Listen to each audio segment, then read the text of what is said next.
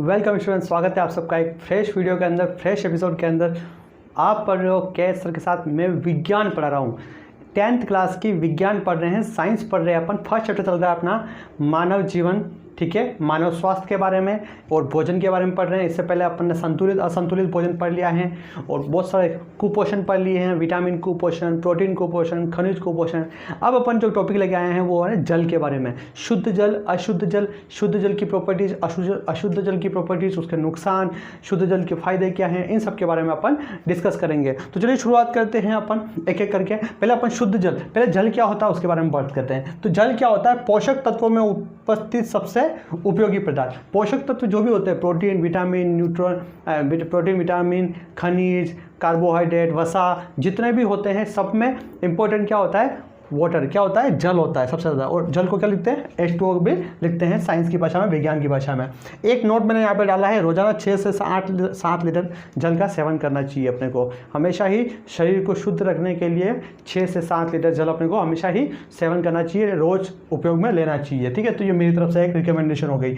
अब आ गया शुद्ध जल के गुण। शुद्ध जल के अपन गुण पढ़ेंगे। पहले अपन शुद्ध जल की सारी चीज़ें डिस्कस करेंगे, फिर अशुद्ध जल के बारे में जाएंगे। तो शुद्ध जल की पहले बात करते हैं अपन कि शुद्ध जल जो होता है वो क्या होता है? दृश्य कणों की अनुपस्थिति। पहली प्रॉपर्टी क्या आ गई? दृश्य कणों की अनुपस्थिति। कि जल के अंदर ऐसा कोई भी कण नहीं होना चाहिए जो अपने को दिखाई दे रहा हो। अगर कोई भी ऐसा कण दिखाई दे रहा है, कोई भी ऐसी चीज़ है जो दिखाई दे रही है जल के अंदर, उसका मतलब वो जल क्या हो गया? अशुद्ध हो गया। तो शुद्ध जल की प्रॉपर्टी क्या है? पहला गुण क्या है? कि कोई भी दृश्य कण दिखाई नहीं देना चाहिए। दूसरा हो गया नुकसानदायक सूक्ष्म जीवों की अनुपस्थिति। जितने भी सूक्ष्म जीव नुकसान देते हैं, जीवाणु हो गए, कीटाणु हो गए, विषाणु हो गई, फफूंद हो गई, किसी भी प्रकार के अगर जीवाणु है, कीटाणु है, सूक्ष्म जीव, सूक्ष्म कीट कोई सा भी है, अगर वो उपस्थित है तो वो भी क्या हो गया? अशुद्ध जल हो गया। तो इन सब की अनुपस्थिति होना जो भी जरूरी है शुद्ध जल के लिए। तीसरा आता है पीएच का मान स्थिर हो। पीएच हमेशा स्थिर होनी चाहिए, पीएच का मान स्थिर होना चाहिए। पीएच जो 7 होती है, जिसको अपन बोलते हैं न्यूट्रल बोलते हैं, ठीक है, वो होना चाहिए जल का। अगर 7 से कम हुआ तो अम्लीय हो जाएगा और 7 से ज़्यादा हो गया तो बेसिक हो जाएगा, क्षार हो जाएगा। तो अपने को कितना चाहिए? 7 चाहिए, वो भी स्थिर चाहिए। चौथा पॉइंट निकल के आता है, वो होता है निश्चित मात्रा में ऑक्सीजन की उपस्थिति। जल के अंदर ऑक्सीजन की उपस्थिति होनी चाहिए, O2 अपन बोलते हैं, ठीक है। H2O के अंदर O2 होता है, हाइड्रोजन और ऑक्सीजन होता है। तो ऑक्सीजन का सफिशिएंट अमाउंट, एक निश्चित मात्रा में ऑक्सीजन उपस्थित होनी चाहिए जल के अंदर, एक शुद्ध जल के लिए। वो अगर वो भी नहीं होगी तो भी वो जल क्या कहलाएगा? अशुद्ध कहलाएगा। तो ये 4 प्रॉपर्टीज मैंने आपको बता दी, ये आ गई शुद्ध जल की। अब शुद्ध जल पीने के फायदे क्या क्या है? शुद्ध जल पीने से क्या क्या फायदे हो सकते हैं? शुद्ध जल तो हो गया, लेकिन उसके पीने के फायदे भी तो होने चाहिए। कुछ भी नुकसान तो नहीं है, लेकिन फायदे तो होना चाहिए। शुद्ध जल से कोई नुकसान नहीं होता, लेकिन फायदे क्या क्या हो वो गिनने पड़ेंगे। तो पहला पॉइंट यहाँ में निकल के आता है, अनावश्यक वसा का शरीर में एकत्रित ना होना। अगर आप शुद्ध जल रोज 6 से 7 लीटर रोज पानी पिएंगे तो अनावश्यक जो आपके शरीर में जो वसा, फैट जो पैदा हो जाती है, वो एकत्रित नहीं होगी। क्योंकि पानी की कमी की वजह से ही मोटापा बढ़ जाता है। मोटापा बढ़ने का मेन कारण एक ये भी होता है कि पानी की कमी है। अगर पानी की कमी होगी तो पानी की जगह क्या आ जाएगा? वसा आ जाएगी और वो मोटापा बढ़ जाएगा। दूसरा पॉइंट निकल के आता है यहाँ पे, किसी भी तरह की एलर्जी की संभावना कम होना। जिससे किसी के अंदर टाइम पे एलर्जी पैदा होती रहती है, बॉडी के अंदर स्किन एलर्जी हो गई, किसी भी टाइप की एलर्जी होगी, वो एलर्जी की संभावना भी क्या हो जाती है? कम हो जाती है, अगर सफिशिएंट अमाउंट में, अगर एक निश्चित मात्रा में जल मिलता रहे शरीर को, ठीक है। तीसरा पॉइंट अपना यहाँ पे निकल के आता है, फेफड़ों का संक्रमण ना होना। फेफड़ों के अंदर संक्रमण हो जाता है, अस्थमा की बीमारी हो जाती है इंसानों को। वो बीमारी भी होने का कारण क्या होता है? जल की कमी। तो शुद्ध जल हमेशा ही सफिशिएंट अमाउंट में, निश्चित अमाउंट में होना चाहिए, जिससे फेफड़ों का इन्फेक्शन, फेफड़ों का संक्रमण रुक सके और अस्थमा की बीमारी भी खत्म हो सके। अगला पॉइंट निकल के आता है, वो होता है कैंसर का खतरा।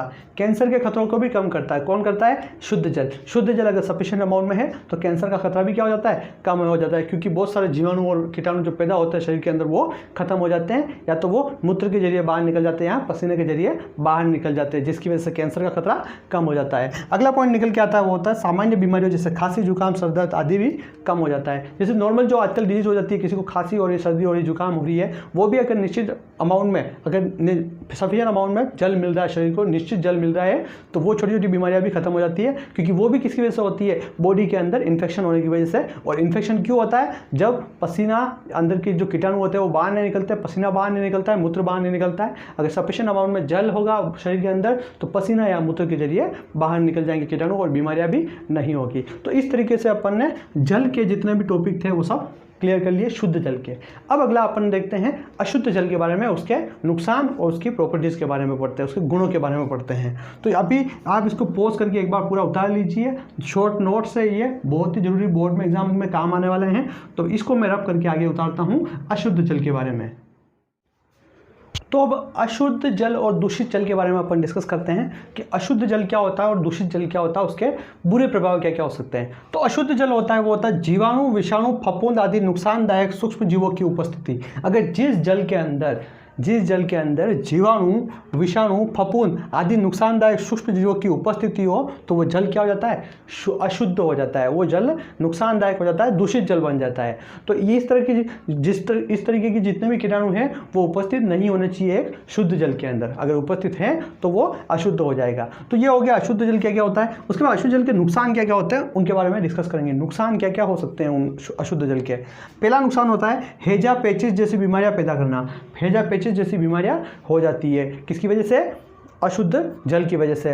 दूसरा होता है संक्रामक बीमारियां, मतलब कुछ बीमारियां ऐसी होती है जो संक्रमण फैलाती है एक दूसरे के अंदर। अगर किसी इंसान को अशुद्ध जल पीने से बीमारी हो गई तो वो चीज़ दूसरे इंसान के कांटेक्ट में आने से भी उसको भी फैल सकती है, वो भी अशुद्ध जल की वजह से होती है। तो इस तरह की बीमारियां जो संक्रमण के कारण मतलब एक दूसरे के कांटेक्ट में आने से फैल जाती है, जैसे कुछ खाना शेयर करने से या फिर हैंड शेक करने के या किसी भी तरह से जो आपस में कम्युनिकेशन की वजह से होती है, वो भी क्या होती है, संक्रामक बीमारियां होती है, वो अशुद्ध जल की वजह से फैल जाती है।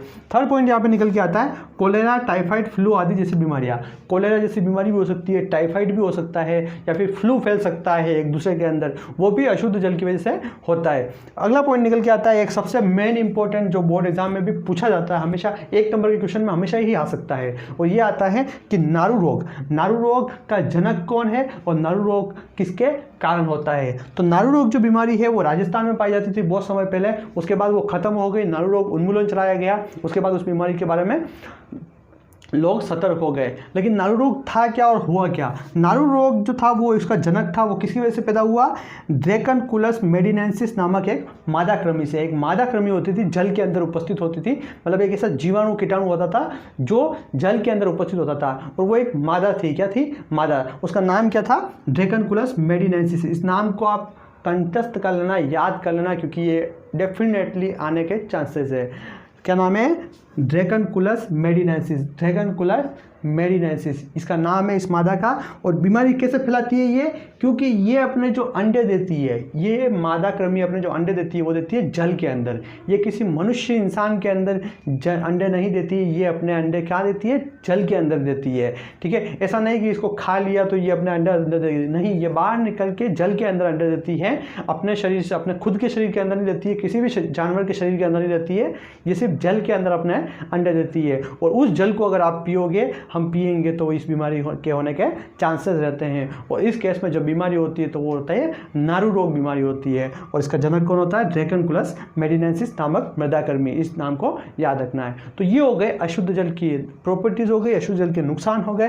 तो अब अपन आगे पढ़ने वाले हैं मोटापे के बारे में, ब्लड प्रेशर के बारे में, ठीक है, रक्तदाब के बारे में पढ़ेंगे और बहुत सारी चीज़ों के बारे में पढ़ेंगे। तो आप स्टे ट्यून रहिए, इस चैप्टर के और भी वीडियो आने वाले हैं इसके बाद में। तो रोजाना मैं वीडियो लेके आता हूँ, रोजाना ही मैं एक कॉन्सेप्ट लेके आता हूँ, हर क्लास के 8, 9, 10, 11, 12 रीजनिंग के क्वेश्चन लेके आता हूँ। ठीक है, मोटिवेशनल वीडियोस भी मैं बनाने लग गया हूँ, मोटिवेशनल वीडियोस के भी आने लग जाएंगे। तो अभी तक वीडियो देखा है तो लाइक शेयर करना और चैनल को सब्सक्राइब जरूर करना। धन्यवाद।